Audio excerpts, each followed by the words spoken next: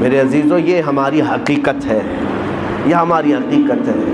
میں کبھی کہتا ہوں نوجوانوں سے جو جیم میں جا کر اپنی باڈی بنانے میں گھنٹوں صرف کرتے ہیں، اپنی باڈی بنانے میں، اپنا چہرہ بنانے میں، تمہیں پتہ ہے مولا کائنات علی مرتضیٰ رضی اللہ تعالیٰ عنہ ایک دن قبرستان گئے اور قبر والوں کو سلام کیا، السلام علیکم یا اہل القبور، اور پھر پوچھا ہے قبر والے تمہارا کیا حال ہے؟ آپ کے ساتھ ایک تابعی حضرت سعید ابن مسیب تھے، وہ کہتے ہیں میں حضرت علی سے پوچھ رہا تھا کیا یہ قبروں والے آپ کو جواب دے رہے ہیں؟ حضرت علی کہتے ہیں ہاں وہ قبر والے جواب دے رہے ہیں، میں سن بھی رہا ہوں۔ یہ سب کے بس کی بات تو ہے نہیں۔ اس کے تھوڑی دیر کے بعد حضرت علی رونے لگ گئے، آنکھیں بھیگ گئیں۔ ان کے ساتھ موجود تابعی نے پوچھا کہ کیا جواب دیا قبروں والوں نے؟ مولا کائنات حیدر کرار شیر خدا رضی اللہ تعالیٰ عنہ فرماتے ہیں میں نے ان سے پوچھا تو قبروں والے کہتے ہیں اے علی ہمارا کیا حال پوچھتے ہو؟ جس چہرے کو ہم گھنٹوں سجایا کرتے تھے اس چہرے پر اللہ نے بچھو چھوڑ دیے اور وہ ہمیں ڈنک پہ ڈنک مارتے ہیں۔ جن بالوں کو ہم بار بار سجایا کرتے تھے ان میں خون اور پیپ بھر دیا گیا ہے۔ ہمارے جسم کے اوپر سے چمڑیاں ادھیڑ دی گئی ہیں اور گوشت کی سڑن پیدا کر دی گئی ہے، اور وہ قبروں والوں کے حالات حضرت علی سنتے سنتے رونے لگ گئے۔ وقت کے صحابی داماد رسول قبر کے ذکر سے رو پڑتے تھے۔ میرے عزیزوں آج ہماری کیا حالت ہے؟ ہماری آنکھیں تک نہیں بھیگتی، ہمارا دل تک موم نہیں ہوتا۔ خواہشات نے ہمیں اتنا مصروف کر دیا ہے کہ اپنا آخری سفر بھی بھول بیٹھے، جبکہ تمہیں پتہ ہے تم ہماری تقریر سنو یا نہ سنو، کسی کا بیان سنو یا نہ سنو، تمہیں تو موت آنی ہے اور تمہیں لے جایا جائے گا۔ اس بات کو مانو یا نہ مانو، تمہارے نہ ماننے سے، تمہارے انکار کرنے سے تمہاری موت کے آنے میں کوئی فرق نہیں پڑے گا۔ موت تو آنا ہے، تم ہزار اختلاف کرو مجھ سے، ہزار مجھے گالیاں دے لو، لیکن موت تو آنی ہے میرے عزیز، موت تو آنی ہے۔ ہم نے بھاری بھرکم جسم بھی اٹھائے ہیں، بڑے پیسے والوں کو بھی اٹھایا ہے، لیکن دیکھ کر کے اس بات کا احساس ہوتا ہے کہ پورے کفن میں ایک جیب بھی نہیں رکھی جاتی، اور نہ ہی ہم اپنے عزیز مردے کو دفن کرتے ہیں تو 5 روپے 10 روپے 100 روپے 1000 روپے کی نوٹ تک نہیں رکھتے، اور رکھنا بھی نہیں چاہیے۔ لیکن مومنوں کا یہ عقیدہ ہے کہ ہم ایک سکہ بھی قبر میں اپنے باپ کو نہیں دیتے۔ کیوں؟ سب کو پتہ ہے کہ یہاں یہ سکہ نہیں چلنے والا، یہ دوسری دنیا ہے، یہاں انصاف دوسرا ہوگا، یہاں ملائکہ آئیں گے اور وہ نہ رشوت لینے والے ہیں اور نہ سفارش تمہاری لینے والے ہیں۔ یفعلون ما یؤمرون، وہ اتنا ہی کریں گے جتنا ان کو حکم دیا جائے گا۔ ہے میرے عزیزوں وقت بہت کم رہ گیا ہے، وقت بہت کم رہ گیا ہے، اور اب تک ہمارے پاس ایسی کوئی چیز نہیں جس کو لے کر کے ہم قبر میں جائیں۔ مجھے ایک واقعہ بار بار جھنجھوڑتا ہے۔ ممبئی کی سرزمین پر ہمارے ایک حاجی صاحب، بڑے پیسے والے، پرہیزگار آدمی بھی ہیں، لیکن اپنے بیٹے کو انہوں نے بچپن سے، اکلوتا بیٹا تھا، کانوینٹ میں پڑھایا، انگلش میں پڑھایا، اور بہت ٹاپ کی کالج یونیورسٹی میں پڑھا، یہاں تک کہ اسے لندن بھی پڑھنے کے لیے بھیجا تھا۔ 24 سال کا یا 25 سال کا لڑکا تھا، اچانک بون کینسر ہو گیا۔ بون کینسر ایسا ہوا کہ پتہ ہی نہیں چلا، 6 مہینے کے بعد پتہ چلا کہ یہ 3rd سٹیج پر ہے، کچھ کر ہی نہیں سکتے تھے۔ پہلے تو لندن میں علاج ہوا، اس کے بعد پھر وہاں سے مایوس ممبئی لوٹ آئے۔ جب گھر آئے تو 25 سال کا جوان بستر پر ہے، گل گیا ہے، اور باپ کی حالت دیکھنے کے قابل، روتا تھا، نمازوں میں آ کر دعا کی چٹھی ہر بار۔ پھر وقت ایسا آیا، مجھے وہ بات یاد آتی، کافی سال ہو گئے، اس نوجوان لڑکے نے اپنے باپ کو ایک دن بلایا، کہا ابا جان میری اسکول کی سرٹیفکیٹ، شیلڈ، مارک شیٹ یا جو مجھے انعامات ملے تھے وہ کہاں ہیں؟ کہا باپ نے بیٹا سب سنبھال رکھا ہوں، الماری میں سب ہے، سب ہے۔ کہا میں دیکھنا چاہتا ہوں۔ اس کی 7ویں کی، 10ویں کی، 12ویں کی، اور جو اس نے مسابقے، جو کمپٹیشن میں شیلڈ لیے تھے وہ سب رکھی ہوئی تھی۔ باپ لا کر کے دیتا ہے، یہ تیری 10ویں کی ہے، یہ 12ویں کی ہے، یہ کالج کی ہے، یہ تو لندن میں جو پڑھا اس کی ہے، فلاں کورس کی ہے۔ وہ بستر پر لیٹے لیٹے نوجوان دیکھتا رہا، حسرت سے اپنے باپ کو پوچھتا ہے، وہ ساری سرٹیفکیٹ دکھا کر، ابا جان مجھے بتاؤ ان ساری سرٹیفکیٹ میں کون سی ایسی سرٹیفکیٹ ہے جو میں منکر نکیر کو بتا دوں تو مجھے چھوڑ دیں گے؟ میں قبر میں جانے والا ہوں، میری زندگی بہت مختصر سی رہ گئی، بون کینسر، اب میں بچنے والا نہیں ہوں، لیکن بابا جان مجھے بتاؤ اس سرٹیفکیٹ میں کون سی بتاؤں منکر نکیر کو کہ وہ چھوڑ دیں گے مجھے؟ باپ کہتا ہے میرے پیروں تلے زمین کھسک گئی، میں نے آج تک یہ سوچا بھی نہیں تھا، میں نے اپنے بچے کو قرآن اور حدیث کی تعلیم تو نہیں دی تھی، مختصر قرآن تو پڑھایا تھا لیکن کوئی سورہ بھی اسے یاد نہیں تھی، اس لیے کہ اسکول کالج ٹیوشن اور لندن اسی میں رہ گیا پیسے خرچہ کرتے کرتے، اور آج دنیا سے میرا بیٹا 24 سال کی عمر میں جا رہا ہے، اسے کوئی سورہ یاد نہیں ہے، اور اس لڑکے نے وہ میسج دیا تھا، بابا جان یہ میسج پہنچا دینا مولانا صاحب کو کہ اللہ نے اگر کسی کو بیٹا دیا ہے تو صرف دنیا میں ایسا اسے گھوڑا نہ بنائے، ایسا گھوڑا نہ بنائے ریسنگ کا گھوڑا کہ صرف دوڑتا رہ گیا، اسے خبر ہی نہیں ہے اس کی آخرت کا کیا ہونا ہے۔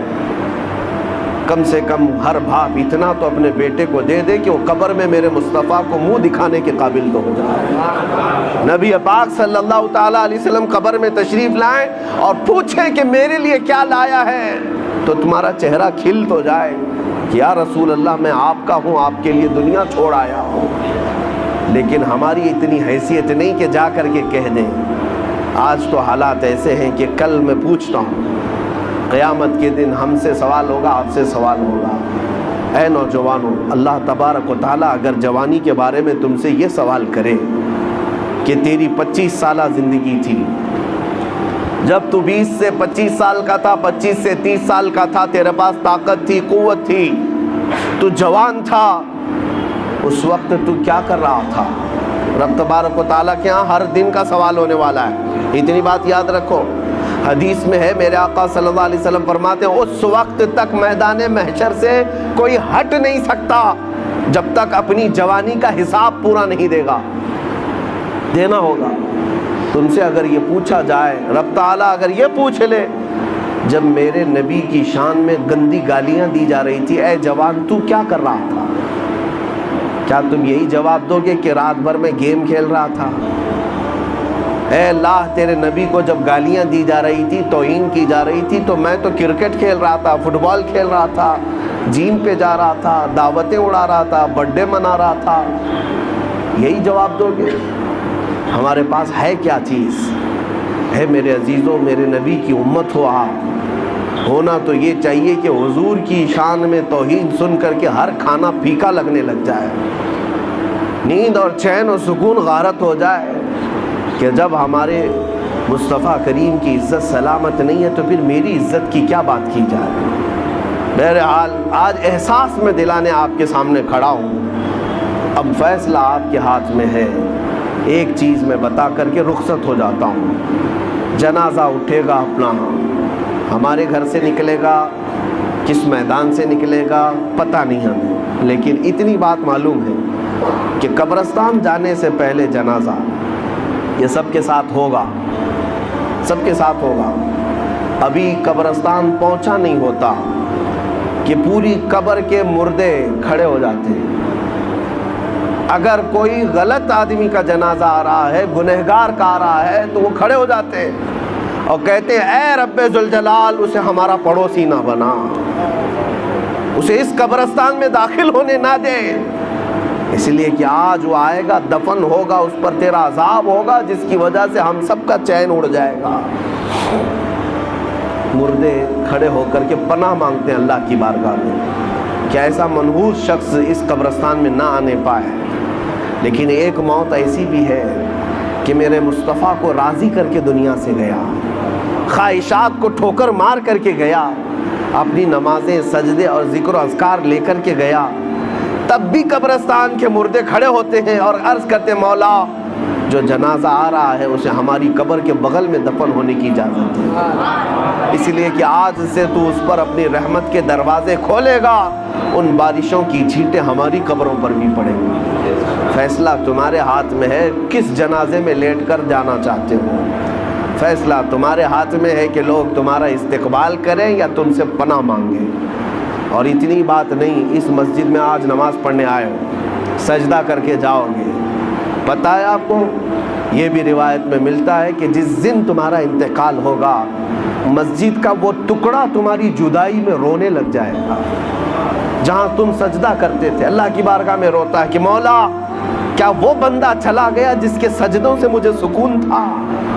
آسمان کا وہ دروازہ جس سے تمہارا رزق اترتا تھا، وہ دروازہ تمہاری جدائی کے غم میں روتا ہے کہ مولا وہ بندہ چلا گیا جو تیرا ذکر کرتا تھا۔ لیکن ایک بات یہ بھی یاد رکھو، جنہوں نے گناہوں سے اس زمین کو لال کر دیا ہے، اپنی نافرمانی سے دھبے بٹھا دیے ہیں زمین پر، کبھی نشہ کے ذریعے سے، کبھی زنا کے ذریعے سے، کبھی چوری کے ذریعے سے، اپنی خواہشات سے اس زمین کو رنگیلا کر دیا۔ جس دن اس کی موت ہونے والی ہے، زمین کے وہ سارے حصے اللہ کی بارگاہ میں کہتے مولا تیرا شکر ہے، اس بوجھ کو تو نے ہم سے دور کر دیا، اس بوجھ کو تو نے ہم سے ہٹا لیا، تیرا شکر ہے۔ یہاں تک کہ زمین پھر پکار کر کہتی ہے مولا اسے تو میرے سینے میں دے دے، میں اس کے سارے غرور کو ایسا توڑوں گی کہ ایک رات میں اسے یاد آ جائے۔ قبر جب دباتی ہے، میرے آقا فرماتے ہیں ان ضغطۃ القبر حق، حضور فرماتے ہیں قبر کا جھٹکا دینا حق ہے، کسی سے نہیں چھوڑے گی، اور تمہیں بتائے گی کہ تم جس طرح سے اکڑ کر چلتے تھے تمہاری اصل حقیقت کیا ہے۔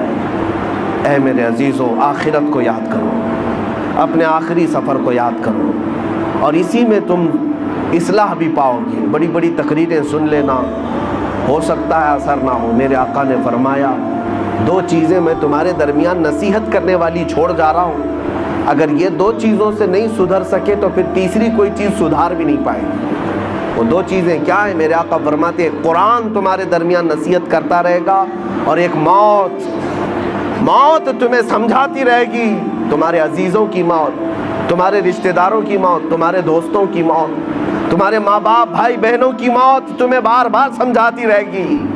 ہم جا رہے ہیں، پیچھے تجھے بھی آنا ہے، جتنی جلدی ہو سکے توبہ کر لے۔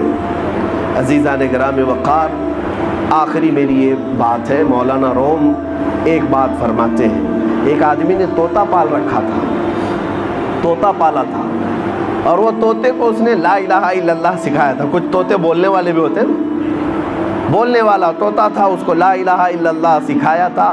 وہ طوطا بڑی صاف انداز میں لا الہ الا اللہ لا الہ الا اللہ دن بھر کہتا رہتا تھا۔ ایک دن پنجرے سے باہر نکلا طوطا، گھر میں ایک بڑا بلہ آیا، اور بلے نے جھپٹا مارا، اس کی گردن کو پکڑ لیا، اور جیسے ہی جھپٹا مارا طوطا ٹائیں ٹائیں ٹائیں ٹائیں کرنے لگ گیا۔ دم زدن میں بلے نے اس کو پھاڑ کر رکھ دیا، مر بھی گیا طوطا۔ اب پالا ہوا طوطا تھا، مر گیا، ٹائیں ٹائیں ٹائیں ٹائیں کرتا گیا۔ اب وہ طوطے کا مالک دیکھ کر کے حیرت میں آ گیا۔ ایک تو طوطے کے مرنے کا غم تھا، لیکن اس سے زیادہ اس کی ہچکیاں بلند ہو گئیں۔ لوگ آئے کہنے لگے ایک طوطے کی موت پر اتنا کیا غم کرتا ہے، دوسرا طوطا پال لے، اسے سکھا دے، پھر وہ بولے گا۔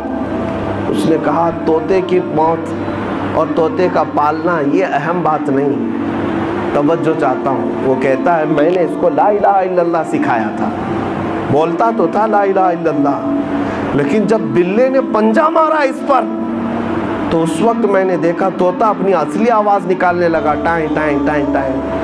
کاش جس وقت طوطے کو بلے نے پکڑا تھا اس وقت وہ لا الہ الا اللہ بول رہا ہوتا، جب وہ ختم ہی ہو چکا تھا۔ اب وہ شخص کہتا ہے مجھے اس طوطے کی موت کو دیکھ کر ڈر آنے لگ گیا۔ ہم تو زندگی بھر کہتے ہیں، لیکن ملک الموت جس وقت پنجہ مارے روح نکالنے کے لیے، کہیں ایسا نہ ہو کہ لا الہ الا اللہ بھول کر کوئی اور آواز نکلنے لگ جائے۔ یہ ہوتا بھی ہے، ہوتا بھی ہے۔ کئی لوگوں کی زبان سے کفریہ جملے نکل جاتے ہیں، کئی لوگوں سے گندی گالیاں نکل جاتی ہیں موت کے وقت فرشتے کو دیکھتے ہی، اسی لیے ان کی موت برے انجام کے ساتھ ہوتی ہے۔ اللہ تبارک و تعالیٰ اچھی موت عطا فرمائے۔ من کان آخر کلامہ لا الہ الا اللہ دخل الجنہ، میرے آقا نے فرمایا جس کا آخری کلمہ لا الہ الا اللہ ہوا، اللہ تعالیٰ اسے جنت میں داخل فرمائے۔ زندگی وصول ہو جائے گی۔ میرے عزیزوں، صرف میں نوجوانوں سے اتنا کہوں گا، بقیہ جو تمہارے پاس ٹائم ہے، لیمیٹڈ پیریڈ ہے، آؤ میرے نبی کو راضی کرنے پر چلتے ہیں۔ آؤ میرے آقا کو پکار کر کہتے ہیں، یا رسول اللہ، میں نے دنیا کے پیچھے بہت دوڑا لیا، دنیا کے اقتدا کرنے میں نے سب کچھ بدل لیا، کبھی اس کے کپڑے پہنتا تھا، کبھی اس کے کپڑے پہنتا تھا، کبھی چہرہ اس کی طرح بناتا تھا، کبھی بال اس کی طرح بناتا تھا، میں نے ساری دنیا کے بڑے بڑے ہیرو، ایکٹر، سٹار، فلم والے، ان سب کو دیکھ کر کے اپنی زندگی کو بدل ڈالا۔ میرا دیوانہ میری محبت میں آ گیا۔ کا ہر ایک کی یہ تمنا ہونی چاہیے کہ نہیں ہونی چاہیے؟ سرکار غریب نواز کی وفات کیسے ہوئی تھی؟ اجمیر معلیٰ میں آپ پہلی رجب کو ہی اندر جا چکے تھے اور دروازہ بند تھا، کنٹینیو ذکر کرتے رہے۔ چھٹی رجب کو اچانک آواز بند ہو گئی، دوپہر کے بعد دروازہ کھول کر کے دیکھا گیا تو آپ چارپائی پر لیٹے ہوئے ہیں اور آپ کی روح نکل چکی ہے سیدھے، ایسا لگتا تھا جیسے کسی نے غسل کر کے لٹایا ہے۔ لیکن جو روایت ملتی ہے، آپ کے مریدین نے دیکھا، آپ کی پیشانی پر پسینے کے قطرات سے یہ لکھا ہوا تھا، ھذا حبیب اللہ مات فی حب اللہ، یہ اللہ کا حبیب ہے، اللہ کی محبت میں دنیا سے جا رہا ہے۔ ہمارے ساتھ بھی اتنا ہونا چاہیے کہ موت کے وقت ایک آواز آتی ہے، سورہ فجر کی آخری آیتیں، یا ایتھا النفس المطمئنہ ارجعی الی ربک راضیۃ مرضیہ فادخلی فی عبادی وادخلی جنتی۔ یہ آیتیں جو اللہ نے فرمایا، یہ حقیقت میں موت سے پہلے ہر انسان کو آتی ہیں، دو طرح کی۔ اگر نیک ہوگا تو یہ سنے گا، برا ہوگا تو کچھ اور سنے گا۔ قرآن کیا کہتا ہے؟ اے پاکیزہ جان کے مالک، آجا اپنے رب کی طرف، راضی برضا، خوشی بخوشی، آجا اب میرے بندوں میں شامل ہو جا، میری جنت میں داخل ہو جا۔ مرنے سے پہلے پکارا جاتا ہے، لیکن کچھ لوگ وہ ہوں گے جن کو مرنے سے پہلے آواز آتی ہے، یا ایتھا النفس الخبیثہ، اے خبیث روح کے مالک، نکل اس بدن سے مجبوری میں، خوشی سے تو کبھی نہیں نکلے گا، مجبوری میں نکل جا۔ اللہ فرماتا ہے میرے بندوں سے دور ہو جا اور میری جہنم میں داخل ہو جا۔ مرنے سے پہلے وہ بھی آواز آتی، یہ بھی آواز آتی ہے، فیصلہ تمہارے ہاتھ میں ہے، کون سی آواز سن کر کے دنیا سے جاؤ گے۔ مولا کریم جب ہماری موت آئے تو ہمارے کانوں میں تیرے حبیب کے نغمے ہوں اور تیرے ذکر کی برسات ہو رہی ہو اور ہم تیری دید کی تڑپ میں دنیا سے جائیں۔ اے رب ذوالجلال، دنیا کی خواہشات اور یہاں کی رعنائیوں میں ہمیں مگن ہو کر کے اس دلدل میں آوارہ نہ چھوڑ دے مولا، ایک آن کے لیے بھی ہمیں تو اپنی حفاظت سے باہر نہ فرما۔ جب تک زندہ رکھ، تیرے حبیب کے قدموں میں زندہ رکھ، جب دنیا سے جانا ہو تیرے حبیب کی محبت میں دنیا سے اٹھا۔ وآخر دعوانا ان الحمد للہ رب